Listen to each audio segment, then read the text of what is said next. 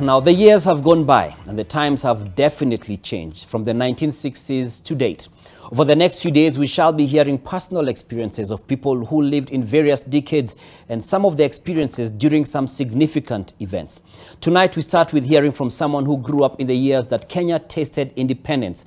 That is the 1960s. And Helen Aura is in studio and will be taking us through that part. Helen. Dan, what is now enjoyed as a right was at a point a privilege. For instance, education, the school one went to. The segregation in the colonial days would see Africans denied the green light to attend certain schools, including the Duke of York, now the Lanana School, the Prince of Wales, now the Nairobi School, and the Alliance High School. I sat down with 76-year-old Andrew Kigondu, who shared his experience and how the attainment of independence changed his life. This is growing up in the 1960s. I lived in Kiambu, Vimbigwa Primary, Gasharage Primary. There were only two high schools for nearly the whole Kiambu and Muranga and Nyeri, Kangaru and Thika.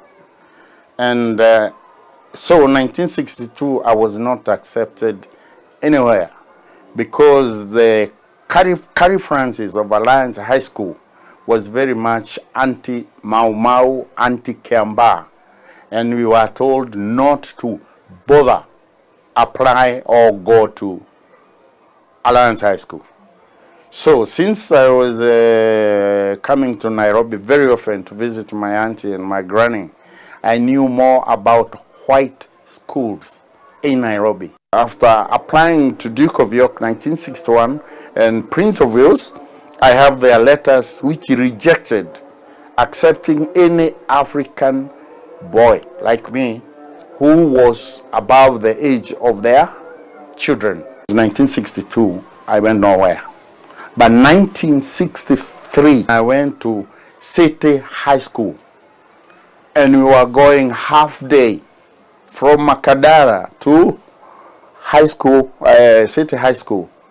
Afternoons only. After independence, 1963, Kenyatta declared that any African child can go to any school in Kenya. After Uhuru, I left City High School, joined the Technical High School. After my headmaster in Technical High School told them Andrew Kigondu wanted to join Duke of York, and here's a letter. Mr. Hickson said, yeah, let him come.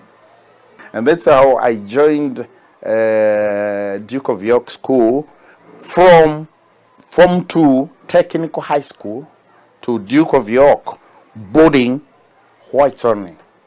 So my 1965 was a great success. The white boys had an inclination that they were bright, but I proved them wrong because in Form 3C I became number 1.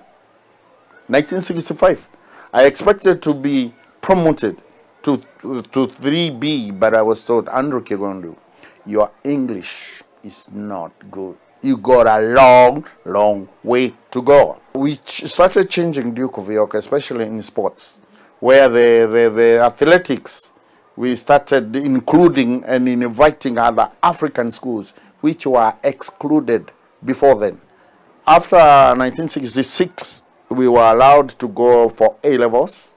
Although we went for A-levels, I was confused because we expected to go to Oxford or Cambridge, or London. But who could pay for me? I finished high school in 1968. I joined Ministry of Works. Instead of going to university, I joined the Ministry of Works with the hope of being sponsored to go for further learning. There were no scholarships. I took photography in 1972 and made my art. I have been in tourism and journalism. In my time, there were only 2 newspapers, Nation and Standard. Especially Standard was for the whites. Right now, I see the biggest difference is the introduction of digit photography other than raw and click. My Nikons here were the most expensive. So some of us were unable to cope up with the new feature of digital production. And during my photography, I've met so many important people like Robert De Niro, even King Charles. When I came to California here, we were using this phone, dialing phone.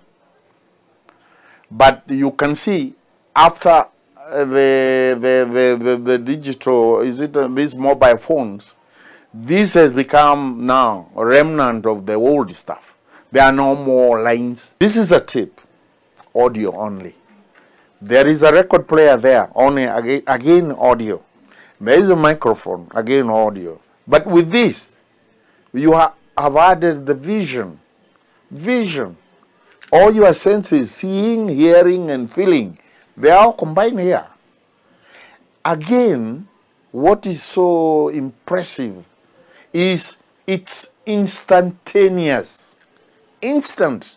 The minute I'm talking to you, I can see you, I can talk to you, you can answer me, where that transformation in the industry is great invention.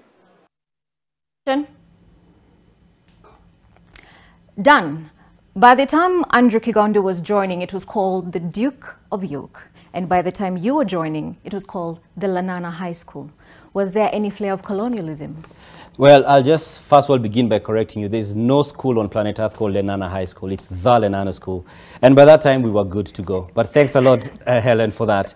And, you know, that's a whole story about the different names that schools had, and some of them changed from the names that were given pre-colonial days and into post-colonial days.